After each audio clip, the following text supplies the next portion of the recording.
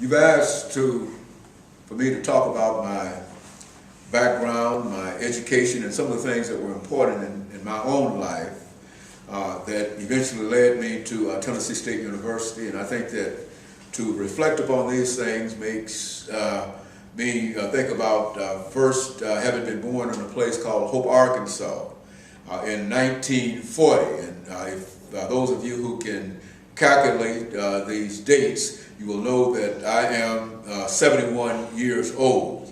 I was born December the 26th of 1940 in a place called Hope, Arkansas. I attended the school system in Arkansas for a while, but my father was also a member of the United States military, armed services, and very early in my education career, we were able to move from place to place with him, sometimes in Texas, other times in Georgia, and other places, in a real sense. Eventually, as my family grew, and eventually we represented about 9 children, 5 boys and 4 girls. And we moved around with my father from place to place, almost literally all over the world.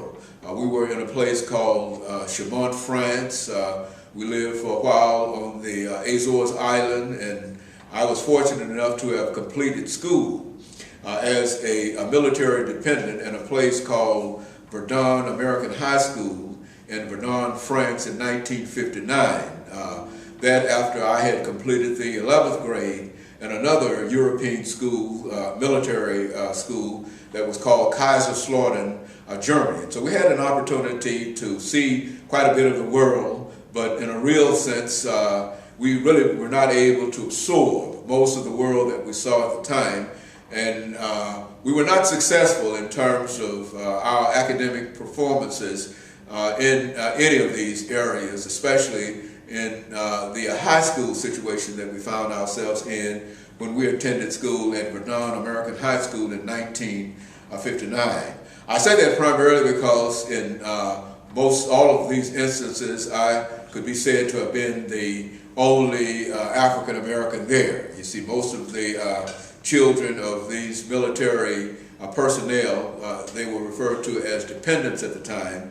Most of them were white, and the only time that we had a real opportunity to deal with that portion of our career was probably during the school periods. But most of my time was spent dealing with military personnel, with soldiers who were about my age, younger soldiers who had just enrolled in the United States Air Force at that time. And I sort of moved around with them when I was 16, 17, 18 years old. And we finally came back to the United States in 1960. And coming back to the United States in 1960, I lived in a place called Hope, Arkansas. And in 1961, after having tried a number of jobs, there were just a whole variety of jobs that I became involved in. None of them required any skill, primarily because I didn't have any skills, and primarily because I was in a place where African Americans were not given that much of an opportunity to do anything other than menial tasks and whatnot. And so I guess I, in a real sense, worked for whoever wanted me to work, and worked for the price that was available. The resume would include something that was called catching chickens, and I often talk to some of my students about catching chickens, and they really don't understand about the whole process of catching chickens. But in doing so, you have to ask yourself, how in the world did the chicken that I had last night reach my plate?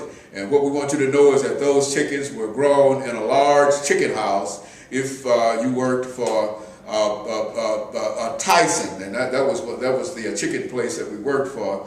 And we had the responsibility of going there in the early twilight and of the evening, about 6 or 7 o'clock in the summertime. And this was the time in which darkness fell, and when you went there, you went into one of these chicken houses that had more than 5,000 chickens, and our responsibility, about 8 or 10 of us as members of this crew, was to go in and literally put these 5,000 to 7,000 chickens in this particular house into crates that would hold 8 chickens. And so we would systematically go in from dusk almost to dawn the next morning trying to get all 5,000 of these chickens out of the chicken house. And that was a real experience for me. And another experience I had was one of being a termiter. I worked for an individual who was an interior designer, and he had just a whole variety of other things that he was involved in. And I, in a real sense, was his helper. And I helped him lay tile floors. I helped him termite, which is to say that in the old houses and in the old days, the termite man simply had to go underneath these houses, remove all of the wood, primarily all of the chips that might have been left after the house was built, primarily because termites would get into these chips and eventually find their way into the floor and eventually eat the floor out. And so it was my responsibility to go in and rake out all of the wood chips and spray and to make the house safe. And I later found that he was paying me $1 an hour, and sometimes I would stay at the place of employment for at least 8 hours during the day. And since he was paying me $1 an hour, I developed a method of what I considered at the time of earning my pay without doing that much work. And so what I would do in the first hour, I would go under the house and I would take the wood out, and for the rest of the day I would go back under the house and sleep and do anything else for the rest of the day. And as far as my mental understanding was at the time, I was able to do 1 hour of work and get $8 for it, without understanding exactly that he was not being the one that was exploited, that I was the one that was being exploited. Because one day, and this is what I think that turned my whole attitude toward work and toward education, because one day I had worked under the house, and I think he had paid me $16 for the work that I performed that day. And at the same time,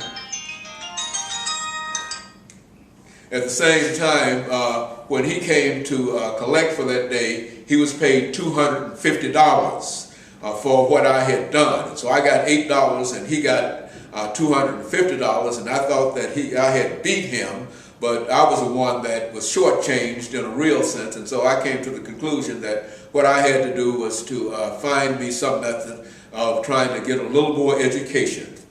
I was fortunate to have met one of my high school friends, one of my friends after I returned to the United States, and he told me that his sister, who had attended A&M College in Pine Bluff, Arkansas, had made arrangements for him to start at A&M College as a freshman in 1961.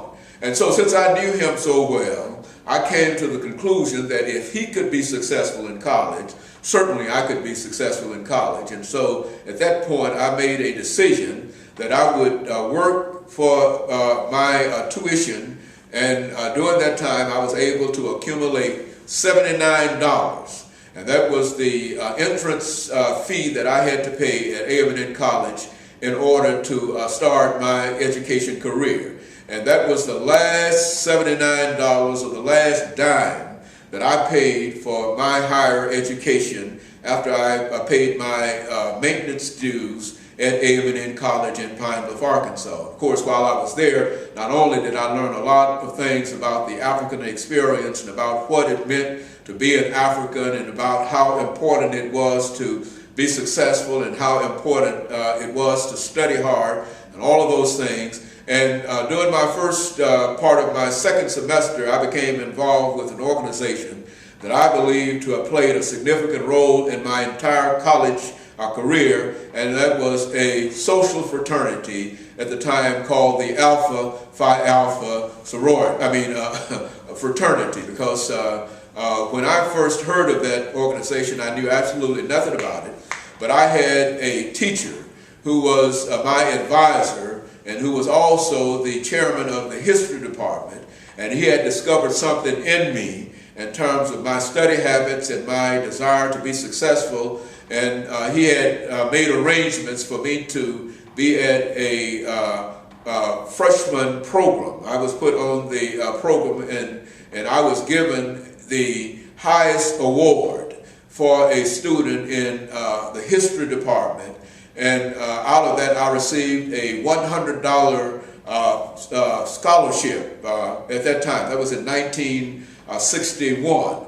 And at that time, I inquired as to if I were so good in history, then what did I need to do in order to not only be good in history, but be successful? And somebody told me at that time, while I was a sophomore and a member of the Alpha Phi Alpha organization at A&M College in Pine Bluff, Arkansas, Gamma Delta was the chapter name, I was at that time encouraged to understand that if I wanted to get everything that the history curriculum had to offer at other schools, I had to get me a Doctor of Philosophy degree. And so it was in 1962 that I became committed to the fact that I would receive and I would work toward a Doctor of Philosophy degree, even though I had never known anybody who had ever had a Doctor of Philosophy degree, nor did I know exactly what it meant to have a Doctor of Philosophy degree. And I often say that had I understood the challenges that I would have to go through and overcome over the next many, many years, because I was successful in completing my college degree at A&M College in 1965, and then I went in 1966 to Ohio University, where I did my Master's of History degree, and then in 1971, I received my Doctor of Philosophy degree from Kent State University. And as I said earlier, all of those represented areas that I had covered in my own life that I had not paid for. I received as a part of my Doctor of Philosophy studies the National Defense Fellowship, which allowed me to do all of my education in a real sense free. And once I finished my education at Kent State University, I worked a year as an assistant at Kent State University, and in 1972 I came to Nashville, Tennessee, where I worked for the next 4 years as a professor, as the first African in the history department at Vanderbilt University, and I worked there from 1972 until 1976. But in 1976, I felt the yearning to go back to some historical black institution of higher education, and therefore I became involved with Tennessee State University, coming to Tennessee State University in 1976, and finding after I arrived on the campus that there was a great challenge that was laid down by the state in terms of trying to make sure that Tennessee State University became a part of the education system throughout the state, and that was known as the system of merger. And I almost immediately became involved with the president of Tennessee State University, Dr. Frederick Humphreys, and for the next 10 years I worked hand in hand with him, helping to bring about the merger of Tennessee State University and other institutions throughout another institution that was an institution that was owned by the state of Tennessee, called the University of Tennessee at Nashville. And so we merged those institutions, and shortly after that, Dr. Humphreys moved to Florida and left me by myself here at Tennessee State University after having worked for him for 10 years. But almost immediately I became involved in trying to spread the word of the African experience. I was always concerned about the African experience, black folks, some of the issues that face black folks, and etc. And I thought the best way to do that was to first of all write a book. And I wrote a book, and then I decided to write articles, and I found out that that really did not touch many people, and I decided to do a little work dealing with broadcasting, dealing with syndicated, etc. And in 1984, I became involved with my television career. And since 1984, I've been involved with television, and I've not only been involved with television, but I've been able to use my television career to do what I promised myself that I wanted to do when I left A&M College in Pine Bluff, Arkansas, that I knew so much about the African experience. And when I went there, I knew so little about it. And so it became a challenge to me to make sure that all black folks, wherever they were in the world, knew something about who they were, and this whole idea of racial pride and etc. sort of took part of me. And since then, I've been involved with my video productions, my television productions, and now I am still the host of a television show called Comments with Dr. James Haney that is seen 3 times on 3 different networks in Nashville, every Sunday morning once on Channel 17, and every Saturday morning once on Channel 18 and Channel 14. That is WZTV, WUXP, and WNAB. And so that has been my television ministry, and we decided later on to transfer all of that television information to the World Wide Web. And so we can say without any fear of contradiction today that perhaps we have more video cassettes on the World Wide Web than any single individual in the entire world. I have, as of this moment, more than 30,000 videos on the World Wide Web. That includes more than 12,000 on YouTube, about 6,000 on www.drdmx.com, more than 6,000 on ICYOU, about 4,000 on Facebook, about 5,000 on Twitter, and about 4,000 on MySpace, as well as a whole lot of other stations that have reached out and taken my videos. And I think that if you were to Google me today, you would find that I would be given credit for almost 30,000 videos on the World Wide Web. But the channel that I'm more concerned about is our newest channel, and I would encourage all of the students that have an opportunity to watch this video to go to drjhaney1. That is our most recent channel, and we are using that channel to teach our students this year. We want to use that channel primarily because we have only 500 videos on that particular channel, and you won't have any problems in searching that particular channel. If you were to go to my YouTube channel, www.drjameshaney.youtube and etc., you would find more than 10,000 videos there. And so those are some of my experiences. I think that some of you might have had an opportunity to see my granddaughter, who we are now breaking into her television career, and I think that we can only say that her development has been amazing in reference to her ability to be able to deal with some of the issues that she has had to deal with. All of the issues that she has had to deal with have been issues that she has suggested, because she is now 8 years old. I think she's 9 after, and she's been with me on at least 7 or 8 different shows, 30-minute shows that she has supported